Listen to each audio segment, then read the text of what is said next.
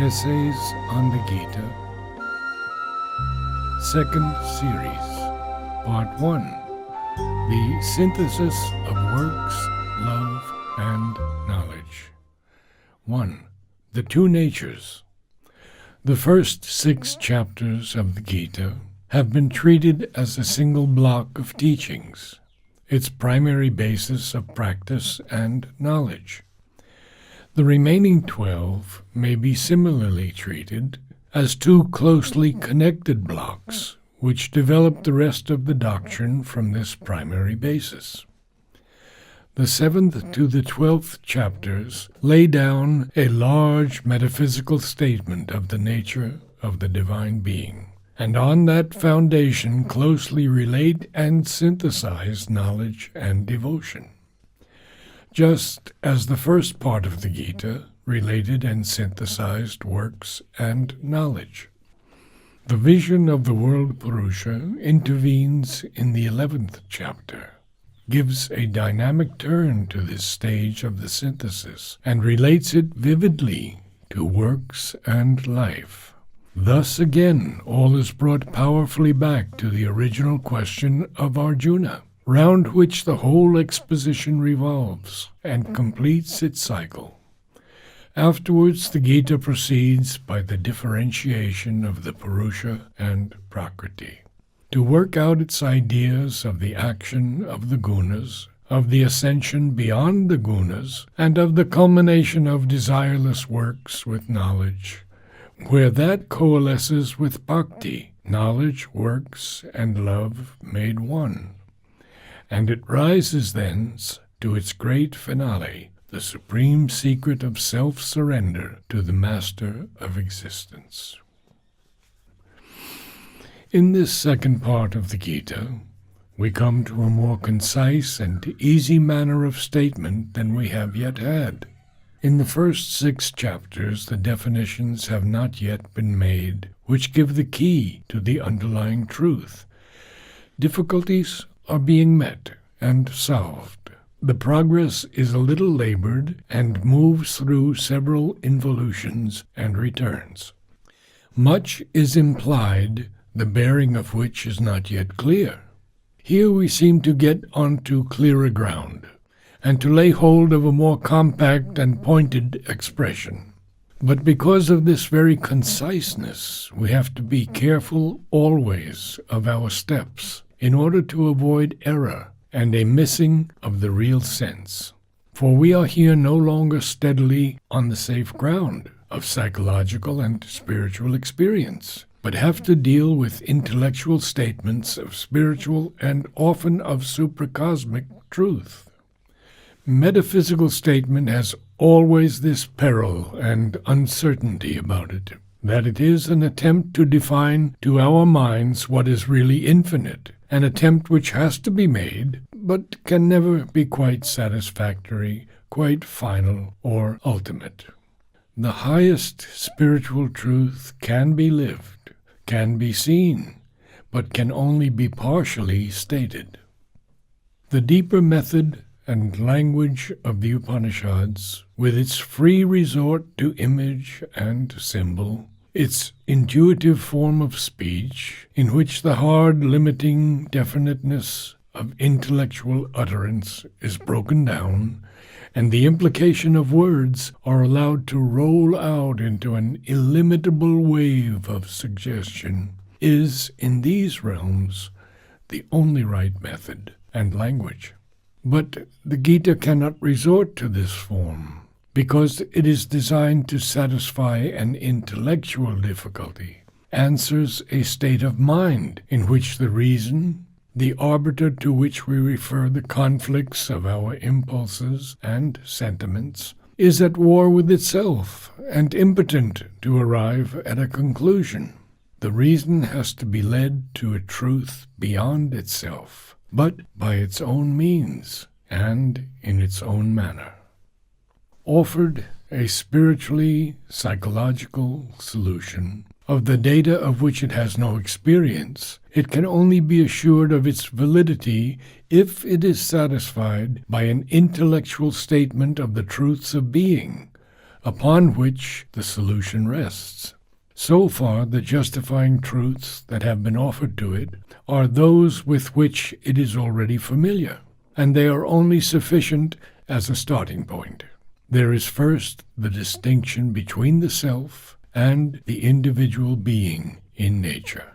The distinction has been used to point out that this individual being in nature is necessarily subject, so long as he lives shut up within the action of the ego, to the workings of the three gunas, which make up by their unstable movements the whole scope and method of the reason, the mind and the life and senses in the body.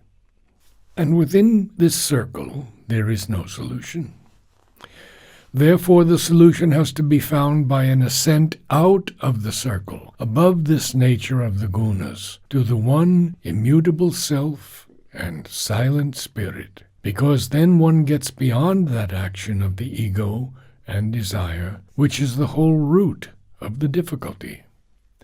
But since this by itself seems to lead straight towards inaction, as beyond nature there is no instrumentality of action, and no cause or determinant of action, for the immutable self is inactive, impartial, and equal to all things, all workings, and all happenings. The yoga idea is brought in of the Ishvara, the divine as master of works and sacrifice. And it is hinted, but not yet expressly stated, that this divine exceeds even the immutable self, and that in him lies the key to cosmic existence. Therefore, by rising to him through the self, it is possible to have spiritual freedom from our works, and yet to continue in the works of nature. But it has not yet been stated who is this supreme incarnate here in the divine teacher and charioteer of works, or what are his relations to the self and to the individual being in nature. Nor is it clear how the will to works coming from him can be other than the will in the nature of the three gunas. And if it is only that, then the soul obeying it can hardly fail to be in subjection to the gunas in its action, if not in its spirit. And if so, at once the freedom promised becomes either illusory or incomplete. Will seems to be an aspect of the executive part of being, to be power and active force of nature, Shakti, Prakriti. Is there, then, a higher nature than that of the three gunas? Is there a power of pragmatic creation, will, action, other than that of ego, desire, mind, sense, reason, and the vital impulse? Therefore, in this uncertainty, what has now to be done is to give more completely the knowledge on which divine works are to be founded. And this can only be the complete, the integral knowledge of the divine, who is the source of works, and in whose being the worker becomes, by knowledge, free. For he knows the free spirit from whom all works proceed, and participates in his freedom. Moreover, this knowledge must bring a light that justifies the assertion with which the first part of the Gita closes. It must ground the supremacy of bhakti over all other motives and powers of spiritual consciousness and action. It must be a knowledge of the Supreme Lord of all creatures, to whom alone the soul can offer itself in the perfect self-surrender, which is the highest height of all love and devotion.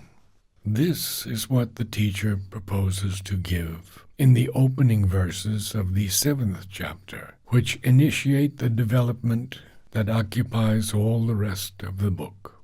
Here, he says, how by practicing yoga, with a mind attached to me and with me as ashraya, the whole basis, lodgment, point of resort of the conscious being and action, Thou shalt know me without any remainder of doubt, integrally, samagramam. I will speak to thee without omission or remainder, asetata. The essential knowledge. Again, ashesata. Ashesata. For otherwise a ground of doubt may remain. The essential knowledge, attended with all the comprehensive knowledge, by knowing which there shall be no other thing here left to be known. The implication of the phrase is that the divine being is all, Vasudeva Sarvam, and therefore if he is known integrally in all his powers and principles, then all is known. Not only the pure self, but the world and action and nature. There is then nothing else here left to be known, because all is that divine existence. It is only because our view here is not thus integral, because it rests on the dividing mind and reason and the separative idea of the ego, that our mental perception of things is an ignorance. We have to get away from this mental and egoistic view to the true unifying knowledge, and that has two aspects, the essential jnana and the comprehensive vijnana, the direct spiritual awareness of the Supreme Being and the right intimate knowledge of the principles of his existence, Prakriti, Purusha, and the rest, by which all that is can be known in its divine origin and in the supreme truth of its nature. That integral knowledge, says the Gita, is a rare and difficult thing. Among thousands of men, one here and there strives after perfection, and of those who strive and attain to perfection, one here and there knows me in all the principles of my existence. Tatvata. Then, to start with, and in order to found this integral knowledge, the Gita makes that deep and momentous distinction, which is the practical basis of all its yoga, the distinction between the two natures, the phenomenal and the spiritual nature. The 5 elements, conditions of material being, mind, reason, ego, this is my 8-fold divided nature. But know my other nature different from this, the supreme, which becomes the jiva, and by which this world is upheld. Here is the first new metaphysical idea of the Gita, which helps it to start from the notions of the Sankhya philosophy, and yet exceed them, and give to their terms, which it keeps and extends, a Vedantic significance, an 8-fold nature, constituted of the 5 bhutas, elements as it is rendered, but rather elemental or essential conditions of material being, to which are given the concrete names of earth, water, fire, air, and ether. The mind with its various senses and organs, the reason, will, and the ego is the Sankhya description of Prakriti. The Sankhya stops there. And because it stops there, it has to set up an unbridgeable division between the soul and nature. It has to posit them as 2 quite distinct primary entities. The Gita also, if it stopped there, would have to make the same incurable antinomy between the self and cosmic nature, which would then be only the Maya of the 3 gunas, and all this cosmic existence would be simply the result of this Maya. It could be nothing else. But there is something else. There is a higher principle, a nature of spirit, paraprakritime. There is a supreme nature of the divine, which is the real source of cosmic existence, and its fundamental creative force and effective energy, and of which the other lower and ignorant nature is only a derivation and a dark shadow. In this highest dynamis Purusha and Prakriti are one. Prakriti there is only the will and the executive power of the Purusha, his activity of being, not a separate entity, but himself in power. This supreme Prakriti is not merely a presence of the power of spiritual being immanent in cosmic activities, for then it might be only the inactive presence of the all-pervading self, immanent in all things or containing them, compelling in a way the world action, but not itself active. Nor is this highest Prakriti Avyakta of the Sankhya's the primary unmanifest seed state of the manifest active eightfold nature of things. The one productive original force of Prakriti, out of which her many instrumental and executive powers evolve. Nor is it sufficient to interpret that idea of Avyakta in the Vedantic sense and say that this supreme nature is the power involved and inherent in unmanifest spirit or self, out of which cosmos comes and into which it returns. It is that, but it is much more, for that is only one of its spiritual states. It is the integral conscious power of the Supreme Being, Chit Shakti, which is behind the self and cosmos. In the immutable self, it is involved in the spirit. It is there, but in nivriti, or a holding back from action. In the immutable self and the cosmos, it comes out into action, pravriti. There, by its dynamic presence, it evolves in the spirit all existences, and appears in them as their essential spiritual nature, the persistent truth behind their play of subjective and objective phenomenon.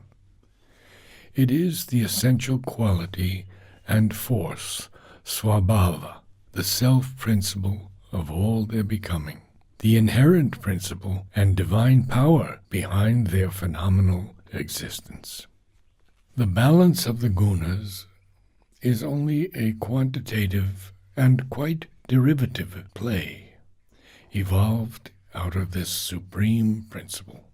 All this activity of forms, all this mental, sensuous, intelligential striving of the lower nature is only a phenomenon, which could not be at all except for this spiritual force and this power of being. It comes from that, and it exists in that and by that solely. If we dwell in the phenomenal nature only, and see things only by the notions it impresses on us, we shall not get at the real truth of our active existence. The real truth is this spiritual power, this divine force of being, this essential quality of the spirited things, or rather of the spirit, in which things are and from which they draw all their potencies and the seeds of their movements. Get at that truth, power, quality, and we shall get at the real law of our becoming, and the divine principle of our living, its source and sanction in the knowledge, and not only its process in the ignorance. This is to throw the sense of the Gita into language suited to our modern way of thinking. But if we look at its description of the Paraprakriti, we shall find that this is practically the substance of what it says. For first, this other higher Prakriti is, says Krishna, my supreme nature, Prakritim me param.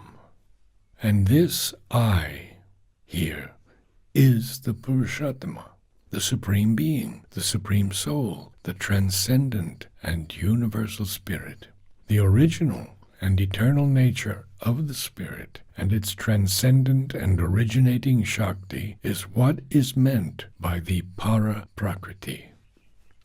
For speaking of the origin of the world, from the point of view of the active power of his nature, Krishna assevers, "This is the womb of all beings, etad yonini bhutani." And in the next line of the couplet, again stating the same fact, from the point of view of the originating soul, he continues, "I am the birth of the whole world, and so too its dissolution. There is nothing else supreme beyond me." Here then, the Supreme Soul, Purushottama, and the Supreme Nature, Paraprakriti, are identified. They are put as two ways of looking at one and the same reality. For when Krishna declares, "I am the birth of the world and its dissolution," it is evident that it is this Paraprakriti, Supreme Nature of his being, which is both these things.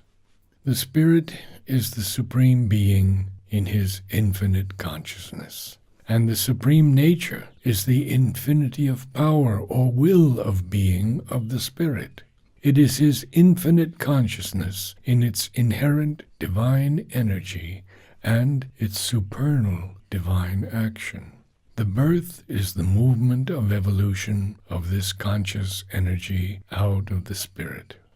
Para prakritir jiva bhuta, its activity in the mutable universe. The dissolution is the withdrawing of that activity by involution of the energy into the immutable existence and self-gathered power of the Spirit.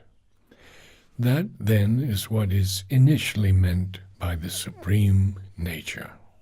The Supreme Nature, Paraprakriti, is then the infinite, timeless, conscious power of the self-existent being, out of which all existences in the cosmos are manifested and come out of timelessness into time. But in order to provide a spiritual basis for this manifold universal becoming in the cosmos, the Supreme Nature formulates itself as the Jiva. To put it otherwise, the eternal, multiple soul of the Purushottama appears as individual spiritual existence in all the forms of the cosmos. All existences are instinct with the life of the one indivisible Spirit. All are supported in their personality, actions, and forms by the eternal multiplicity of the one Purusha. We must be careful not to make the mistake of thinking that this Supreme Nature is identical with the Jiva manifested in time, in the sense that there is nothing else, or that it is only nature of becoming and not at all nature of being. That could not be the Supreme Nature of the Spirit. Even in time, it is something more, for otherwise the only truth of it in the cosmos would be nature of multiplicity, and there would be no nature of unity in the world. This is not what the Gita says. It does not say that the Supreme Prakriti is in its essence the Jiva, Jivatmikam, but it has become the Jiva, Jivabhutam, and it is implied in that expression that behind its manifestation as the Jiva here, it is originally something else and higher. It is nature of the one Supreme Spirit. The Jiva, as we are told later on, is the Lord, Ishvara, but in his partial manifestation, Mamaivamsha, even all the multiplicity of beings in the universe, or in numberless universes, could not be in their becoming the integral divine, but only a partial manifestation of the Infinite One. In them, Brahman, the one indivisible existence, resides as if divided. Avibhaktam cha bhutes, vibhaktam iva cha shtitam. The unity is the greater truth. The multiplicity is the lesser truth. Though both are a truth, and neither of them is an illusion. It is by the unity of this spiritual nature that the world is sustained. Yayadam dharyate jagat, even as it is that from which it is born with all its becomings. Edat yoni nibutani sarani, and that also which withdraws the whole world and its existences into itself in the hour of dissolution. Aham Krishnaya Jagata Prabhava Pralayastata. But in the manifestation, which is thus put forth in the spirit, upheld in its action, withdrawn in its periodical rest from action, the jiva is the basis of the multiple existence. It is the multiple soul, if we may so call it, or, if we prefer, the soul of the multiplicity we experience here. It is one always with the divine in its being, different from it only in the power of its being. Different not in the sense that it is not at all the same power, but in this sense that it only supports the one power in a partial, multiply individualized action. Therefore, all things are initially, ultimately, and in the principle of their continuance to the Spirit. The fundamental nature of all is nature of the Spirit, and only in their lower differential phenomena do they seem to be something else, to be nature of body, life, mind, reason, ego, and the senses. But these are phenomenal derivatives. They are not the essential truth of our nature and our existence. The supreme nature of spiritual being gives us then both an original truth and power of existence beyond cosmos, and a first basis of spiritual truth for the manifestation in the cosmos. But where is the link between this supreme nature and the lower phenomenal nature? On me, says Krishna, all this, all that is here, saram idam, the common phrase in the Upanishads for the totality of phenomena in the mobility of the universe, is strung like pearls upon a thread. But this is only an image which we cannot press very far, for the pearls are only kept in relation to each other by the thread, and have no other oneness or relation with the pearl string, except their dependence on it for this mutual connection.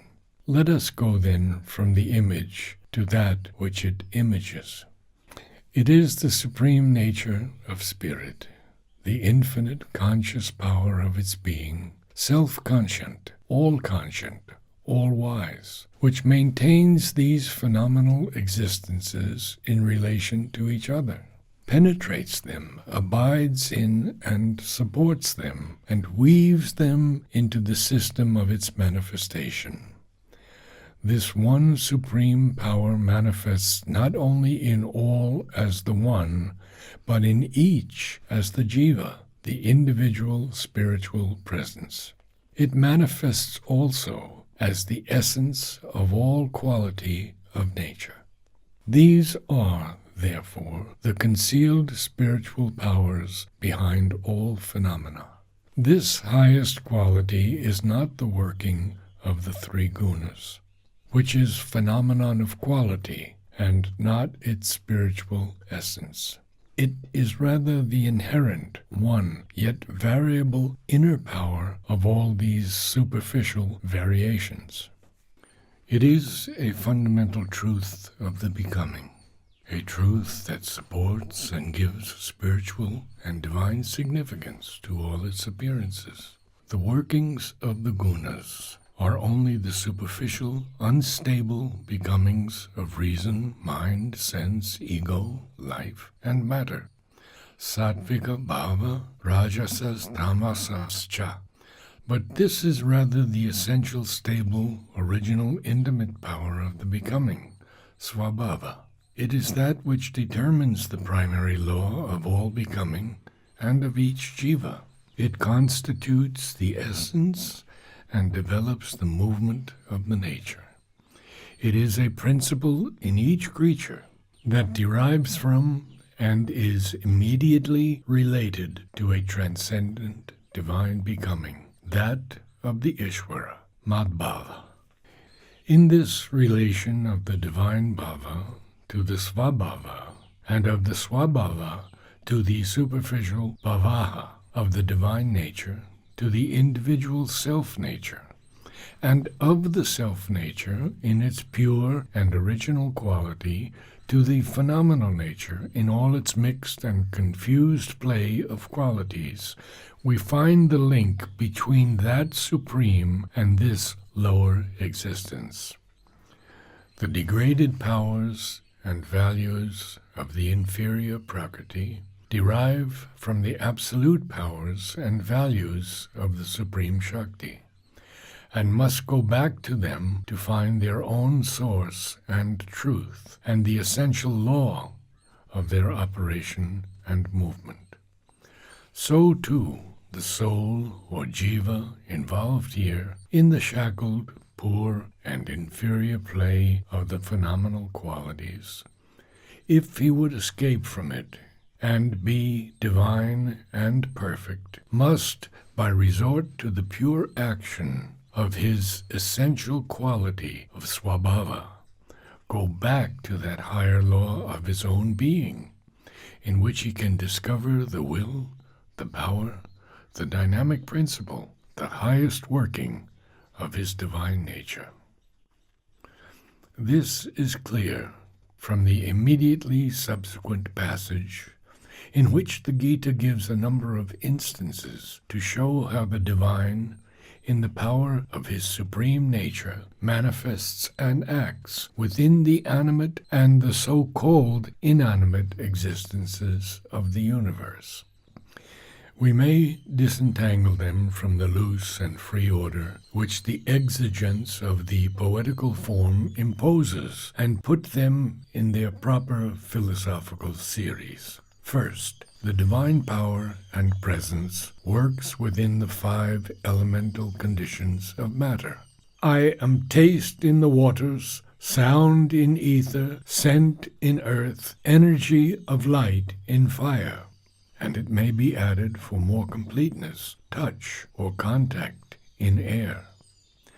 That is to say, the divine himself, in his Paraprakriti, is the energy at the basis of the various sensory relations of which, according to the ancient Sankhya system, the ethereal, the radiant, electric, and gaseous, the liquid, and the other elemental conditions of matter are the physical medium. The 5 elemental conditions of matter are the quantitative or material element in the lower nature, and are the basis of material forms. The 5 tanmatras, taste, touch, scent, and the others, are the qualitative element. These tanmatras are the subtle energies whose action puts the sensory consciousness in relation to the gross forms of matter. They are the basis of all phenomenal knowledge. From the material point of view, matter is the reality, and the sensory relations are derivative. But from the spiritual point of view, the truth is the opposite. Matter and the material media are themselves derivative powers, and at bottom are only concrete ways or conditions in which the workings of the quality of nature in things manifest themselves to the sensory consciousness of the jiva. The original and eternal fact is the energy of nature, the power and quality of being which so manifests itself to the soul through the senses. And what is essential in the senses, most spiritual, most subtle, is itself stuff of that eternal quality and power. but energy or power of being in nature is the divine himself in his Prakriti. Each sense in its purity is therefore that Prakriti. Each sense is the divine in his dynamic conscious force. This we gather better from the other terms of the series. I am the light of sun and moon, the manhood in man, the intelligence of the intelligent, the energy of the energetic, the strength of the strong, the ascetic force of those who do ascesis, tapasya. I am life in all existences. In each case, it is the energy of the essential quality on which each of these becomings depends for what it has become. That is given as the characteristic sign, indicating the presence of the divine power in their nature. Again, I am pranava in all the Vedas. That is to say, the basic syllable Om, which is the foundation of all the potent creative sounds of the revealed word. Om is the one universal formulation of the energy of sound and speech, that which contains and sums up, synthesizes and releases all the spiritual power and all the potentiality of Vak and Shabda, and of which the other sounds, out of whose stuff words of speech are woven, are supposed to be the developed evolutions. That makes it quite clear. It is not the phenomenal developments of the senses, or of life, or of light, intelligence, energy, strength, manhood, ascetic force, that are proper to the Supreme Prakriti. It is the essential quality in its spiritual power that constitutes the Swabhava. It is the force of spirit so manifesting. It is the light of its consciousness and the power of its energy in things, revealed in a pure original sign that is the self-nature. That force, light, power, is the eternal seed from which all other things are the developments and derivations and variabilities and plastic circumstances. Therefore, the Gita throws in, as the most general statement in the series, "Know me to be the eternal seed of all existences, O son of Pritha." This eternal seed is the power of spiritual being, the conscious will in the being, the seed which, as it is said elsewhere, the divine casts into the great Brahman, into the supramental vastness, and from that all are born into phenomenal existence. It is that seed of spirit which manifests itself as the essential quality in all its becomings and constitutes their swabhava. The practical distinction between this original power of essential quality and the phenomenal derivations of the lower nature, between the thing itself in its purity and the thing in its lower appearances, is indicated very clearly at the close of the series. I am the strength of the strong, devoid of desire and liking, stripped of all attachment to the phenomenal pleasure of things. I am in beings the desire which is not contrary to their dharma. And as for the secondary subjective becomings of nature, bhava, states of mind, affections of desire, movements of passion, the reactions of the senses, the limited and dual play of reason, the turns of the feeling and moral sense, which are the sattvic, rajasic, and tamasic. As for the workings of the three gunas, they are, says the Gita, not themselves the pure action of the supreme spiritual nature, but are derivations from it. They are verily from me, mata eva. They have no other origin. But I am not in them. It is they that are in me. Here is indeed a strong and yet subtle distinction. I am, says the divine, the essential light, strength, desire, power, intelligence. But these derivations from them I am not in my essence, nor am I in them. Yet they are all of them from me, and they are all in my being.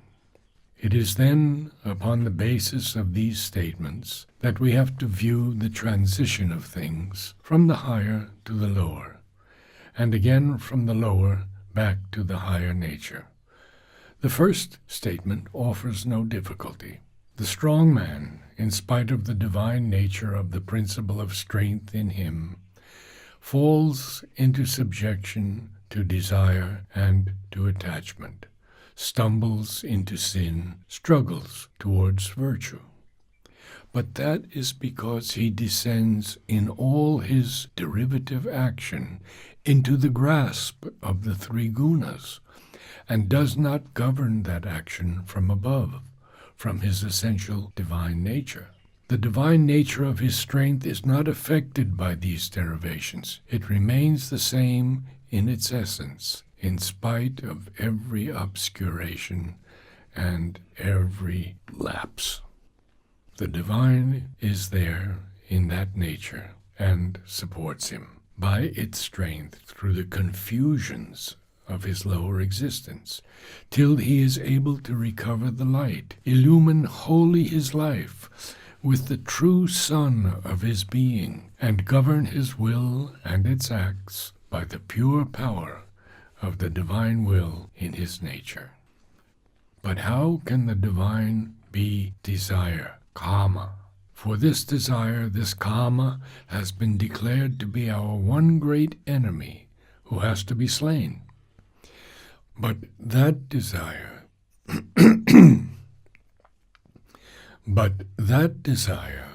was the desire of the lower nature of the gunas, which has its native point of origin in the rajasic being.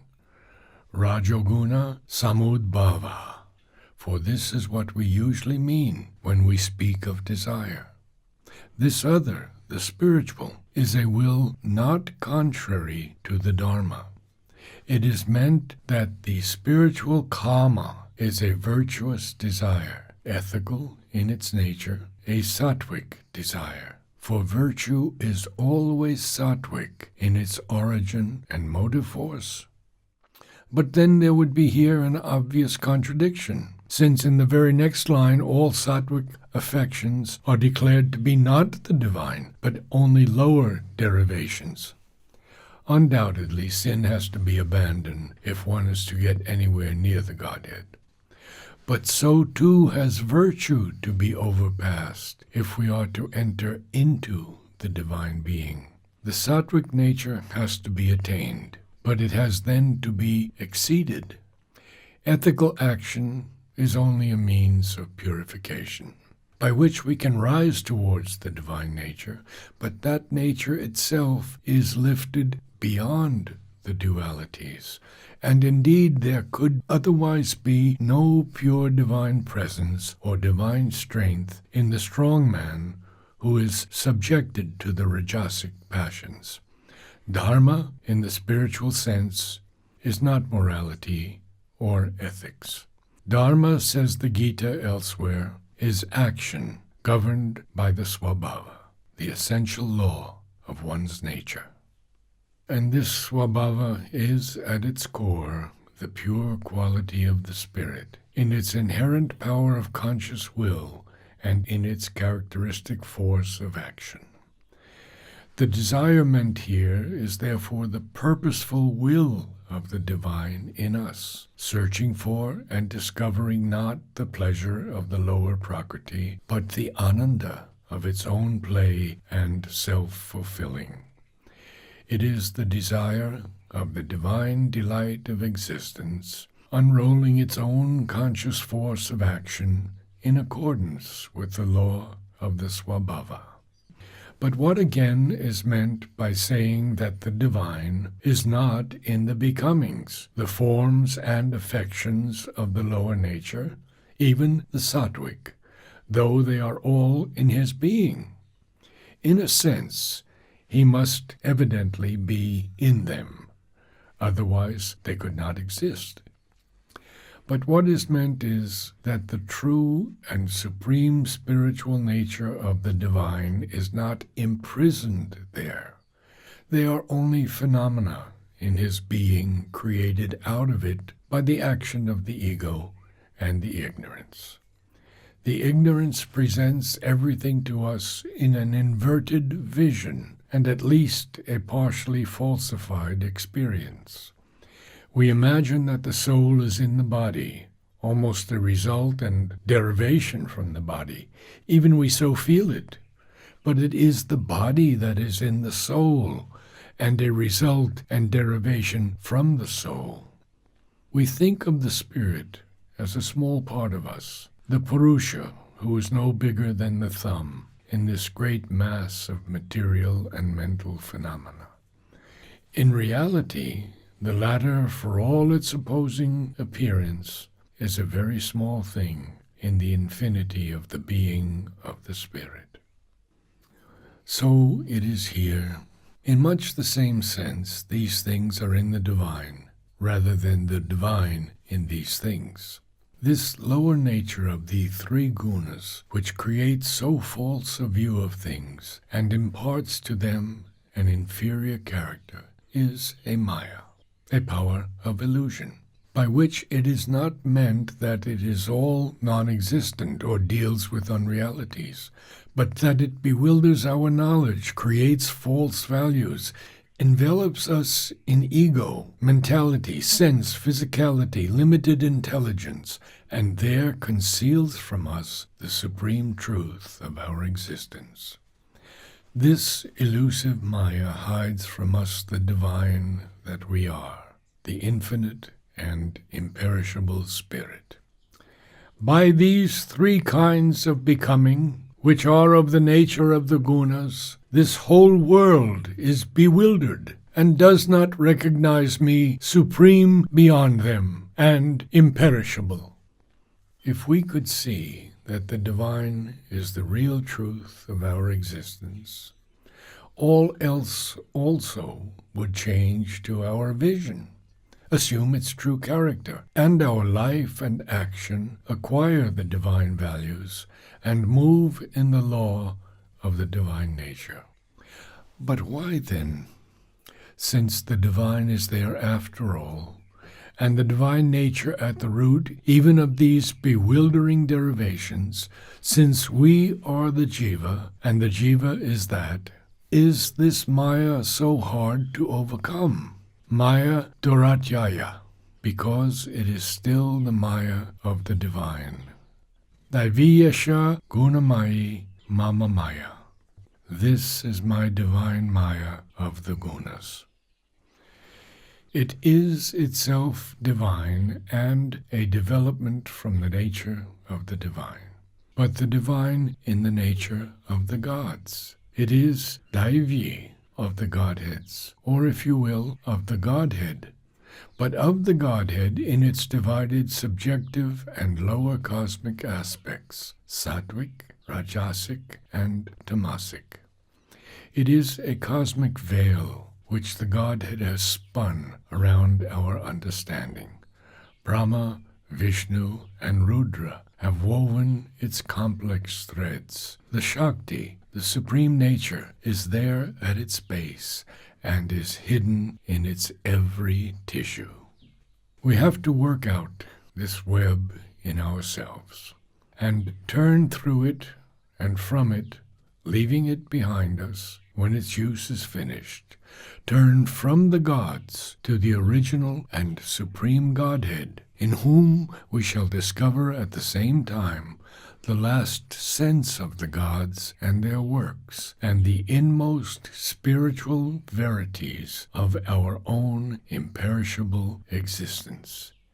To me, who turn and come, they alone cross over beyond this Maya.